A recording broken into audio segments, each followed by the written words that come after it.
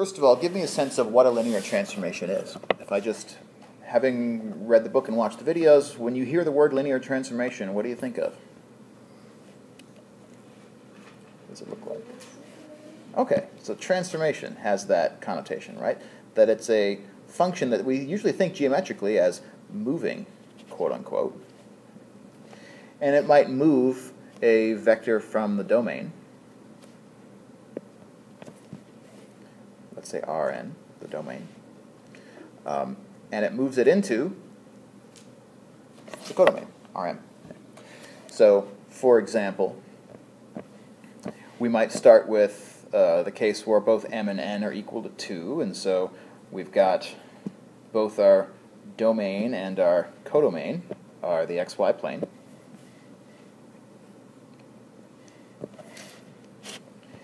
And so our T transformation is a function that connects these two, the domain on the left and the codomain on the right.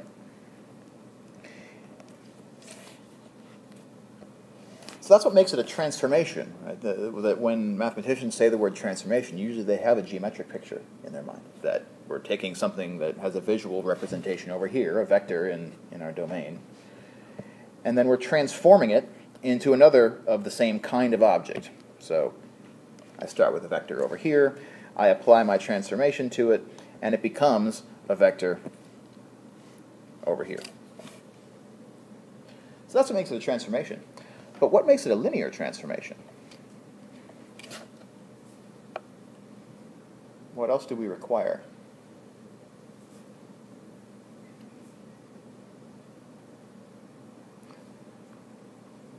Let's back up a bit and take a look at an applet that I think we've looked at before, but maybe not in as much detail as we're about to.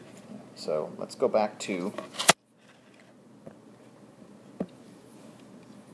not this one, not this one. Here we go.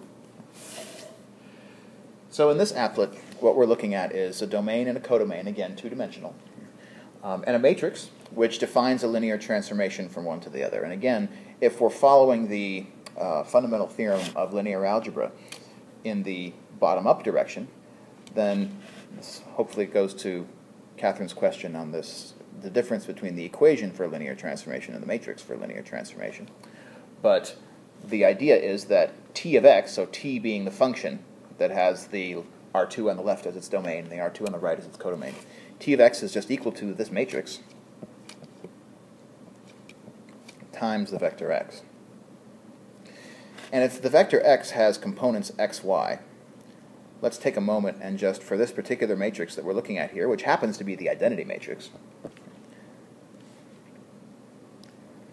let's find out what this transformation looks like.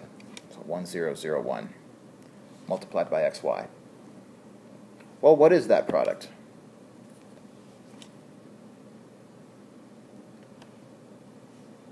How do I do the product of a matrix and a vector again?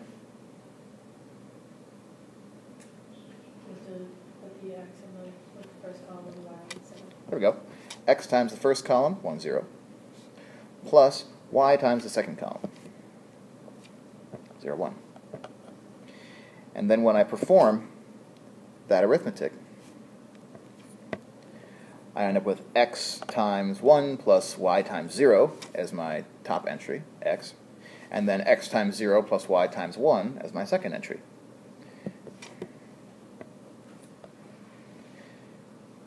In other words, reading from the left-hand side to the right-hand side here, t applied to the vector whose coordinates are xy is going to equal the vector whose coordinates are xy.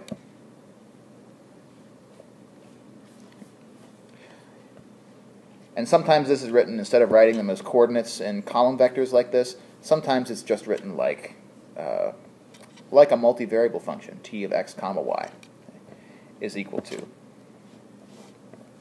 x comma y. So that's how we can get from a matrix for a linear transformation into a description of that linear transformation as though it were a function, because it is a function. So this is what it looks like when it looks like a function, whereas this matrix is what it looks like when it looks like a matrix. And again, in this example, it's clear why we call this the identity function. Because what is it doing to x comma y? Nothing. It's leaving it as it is. And visually, we can see that just by looking at the two vectors that we're starting with over here on the left, as sketched out, are the vectors 1, 0, and 0, 1. And then if I apply this transformation to those vectors, I get the same pair of vectors over here in the codomain. But of course, the applet being an applet, we can choose different matrices here and observe how the transformation looks differently for different choices of what happens to these vectors in the domain and the codomain. So let me start with this. And this is an applet you'll get a chance to play around with some in your pairs today. Let's suppose that I want a linear transformation that turns the vector 1, 0 into something. So we're going to choose where we want 1, 0 to go. Let's suppose we want 1, 0 to turn into, I don't know, 5, negative 2. 5, negative 2. So we have a linear transformation that sends 1, 0 in the domain into 5, negative 2 in the codomain. And then we also get to choose where we want the other vector from the left, which in this case is 0, 1. We get to choose the image of that, and let's say that we choose that to be, I don't know, how about 2, 2? Clumsily large vector here, but whatever. 2, 2. So in other words, 0, 1 under this transformation is supposed to go to 2, 2. And my question is, what matrix would accomplish this? Well, this applet can help us figure that out.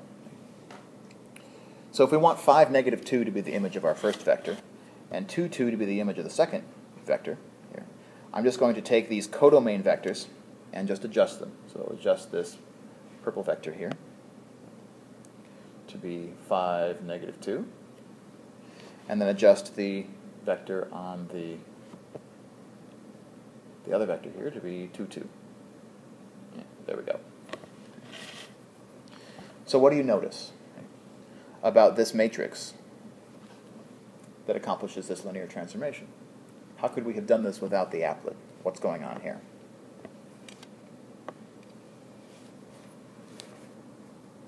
What's the connection between the picture and the matrix which accomplishes that transformation?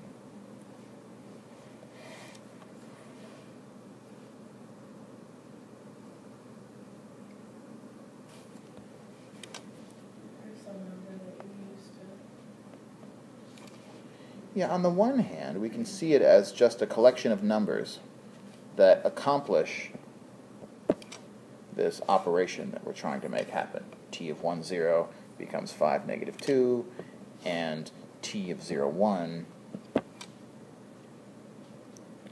becomes 2, 2. But how do those vectors appear in this matrix? 5, negative 2, and 2, 2. Where do I find them? There's one of them. And there's the other.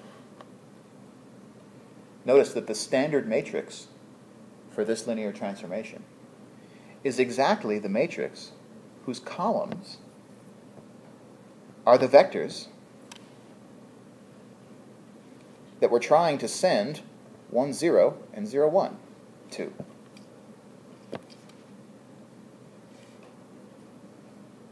In other words, in order to build the standard matrix of a linear transformation, what I should do is I should transform these two basic vectors, 1, 0 and 0, 1, and then make those images the columns of my matrix. So this is how you build a standard matrix.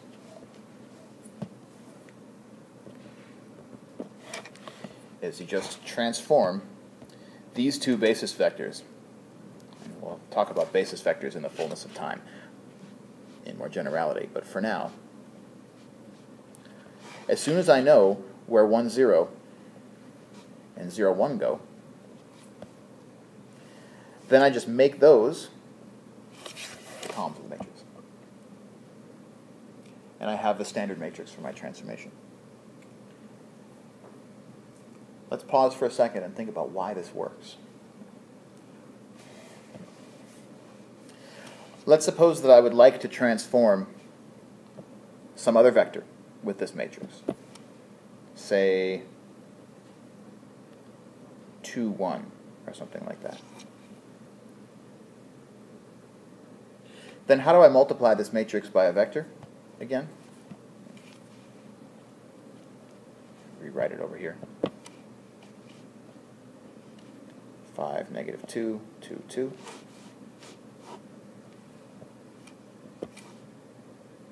I get 2 times the first column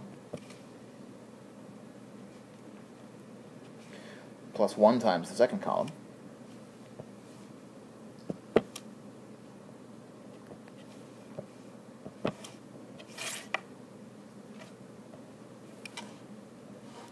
And so what do I get here? 2 times 5 is 10, plus 2 times 1 is 12. 2 times negative 2 is negative 4, plus 2 is negative 2.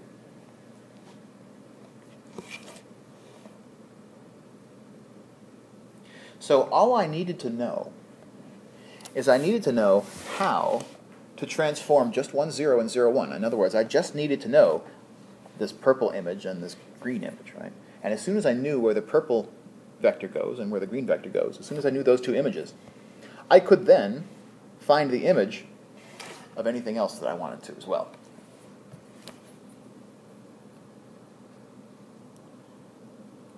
And the reason that works is because of the magical property that we call linearity in linear algebra. And linearity means, and this is what makes a transformation into a linear transformation, linearity just means that these operations that we can do to vectors, namely sums and scalar multiples,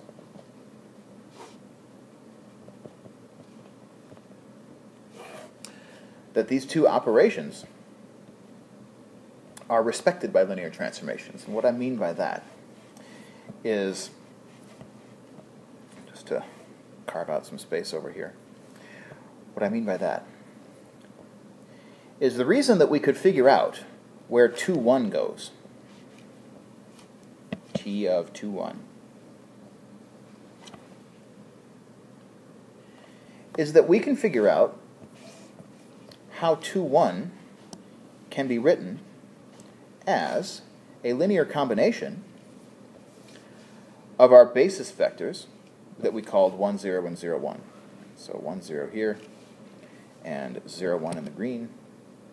In particular, what coefficients do I need for the linear combination 2, 1? How do I make 2, 1 out of the vectors 1, 0 and 0, 1? I just need 2 of the former, which is going to give me 2, 0, and 1 of the latter, which is going to give me 0, 1, added together. So because I can express 2, 1 in terms of these 1, 0 and 0, 1, standard basis vectors is what we call those. Standard basis. Because I can express 2, 1 in terms of them, I can therefore determine where 2, 1 goes in this transformation because of linearity, and here's what the linearity piece looks like.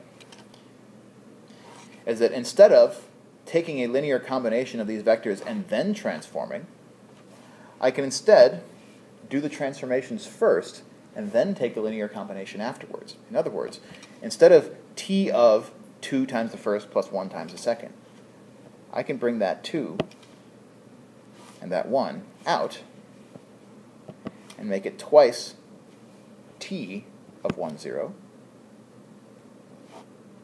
and 1 times t of 0, 1.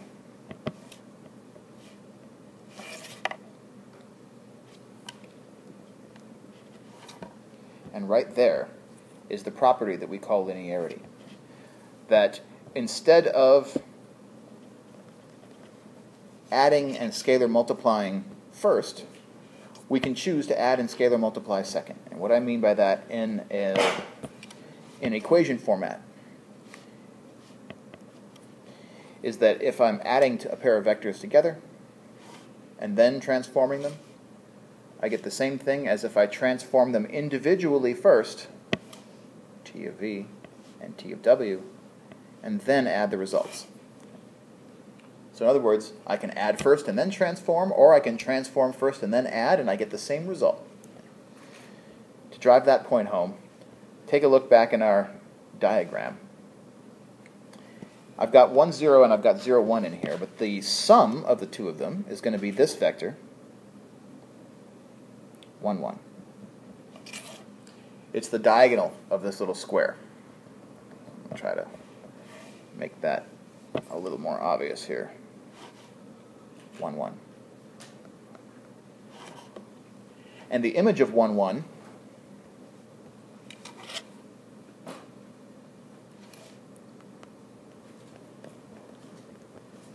turns out to be 7, 0.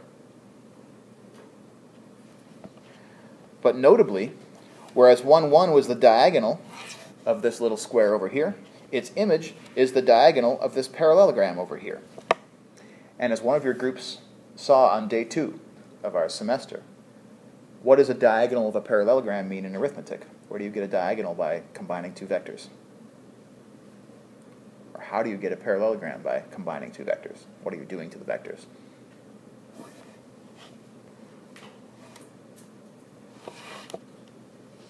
You're adding them.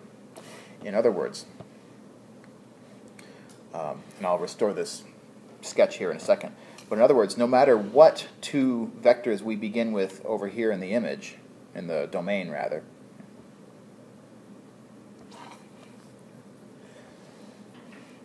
let me mark this up.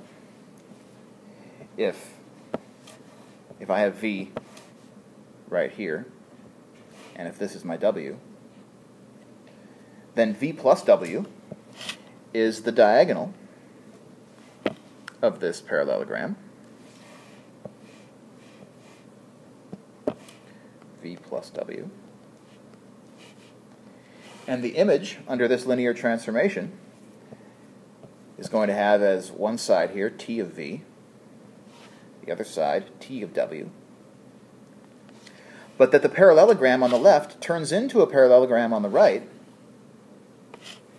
just means that, where on one hand we could see this diagonal here as being t of v plus t of w, because this is a parallelogram on the right, it's the sum of those two vectors. But on the other hand, it is also the image of that orange vector under this transformation, and therefore is equal to t of v plus w. So parallelograms turn into parallelograms when you apply a linear transformation. Part of what makes it linear is that it doesn't curve the shape at all. We can't turn it into a bendy, like a circle or a parabola or something like that. That if I start with a parallelogram in the domain, I'm going to have a parallelogram in the codomain. Could be a degenerate parallelogram if we're squishing it into a line segment or something like that. But regardless, the algebraic firmament of that is this statement over here on the right, that a linear transformation takes a sum of two things and it turns it into a sum of things. So the sum of linear transformations is the linear transformation of the sum, is another way to say that. And likewise with scalar multiplication, that our transformation applied to a scalar multiple of a vector, c times v. In other words, if I multiply a vector by a scalar and then transform it, I get the same thing as if I were to transform it first and then scale it. And another way to see that geometrically is we happen to know where 1, 0 goes to, but if I stretch out 1, 0 by a factor of 5, so I have here 5 times 1, 0, and then I apply this transformation, that this transformation is going to turn 5 times 1, 0 into 5 times the image of 1, 0. 5 times t of 1, 0. So vectors that are parallel in other words, multiples of one another in the domain, when I transform them, their images will also be parallel in the codomain with the same multiple factor that connects the two of them. So again, parallelograms turn into parallelograms because linearity respects sum, and multiples turn into multiples because linearity respects scalar multiplication. And it's actually these facts, these linearity properties, that allow the fundamental theorem of linear algebra to work. It allows us to define the standard matrix of a linear transformation with only a very minimal set of information. In other words, all we have to know is where does 1, 0 go, and where does 0, 1 go. And then that determines where everything else goes. Because everything else in my domain I can write as a combination of 1, 0 and 0, 1. And because of linearity, I then know how to express the transformation of a combination as of that same combination of the transformations. That's the work we did over here on the lower right. That I know how to transform 2, 1 because I can break 2, 1 into a product of 1, 0 and 0, 1 by certain scalars. So a linear combination, in other words, of 1, 0 and 0, 1. And then because of linearity, I can break that apart into just twice the image of 1, 0 plus 1 times the image of 0, 1. And because I know what those are, I can finish that arithmetic. So twice 5, negative 2, plus 1 times 2, 2.